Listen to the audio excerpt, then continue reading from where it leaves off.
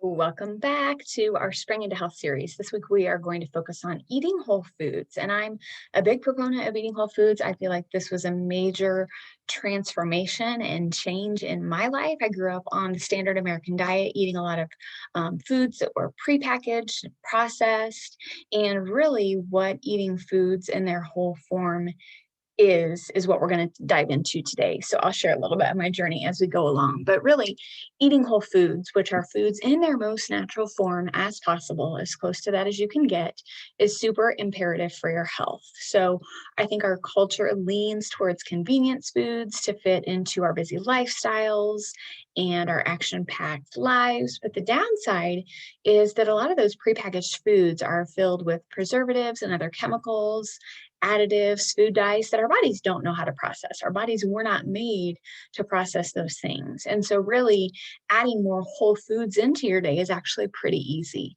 You can add in an extra serving of fruit or vegetables in the morning by way of smoothie. I love to put spinach in my smoothies. You can't taste it, you can't see it. And it just gives you that extra green without really having to eat a salad because I'm not a big salad person. If you consume white pasta often, you might want to make the switch to a vegetable based pasta like zucchini noodles. We talked about this in our first week of this series. You can also find dry pasta at the grocery store made with things like brown rice, chickpeas, lentils, or even healthier options. There are really many alternatives to processed foods, and eating whole foods doesn't mean you're stuck to eating salads every day. I've already confessed that I don't like to do that. So you can get curious about how to make healthier decisions in your life, and you might be really surprised at everything you can find. So, just like we talked about in that first week, there are always healthier options available for you to choose. And with just a little bit of willingness, a little bit of research, you can be swapping out the not so good with the great no time at all. And before you know it, it'll be standard practice for you to turn and even crave those healthier options. And you'll even to begin to enjoy some of the taste and even some of the benefits like more energy, less mood swings, less cravings. I feel that when I eat whole foods, I'm not as hungry during the day, like I'm satiated.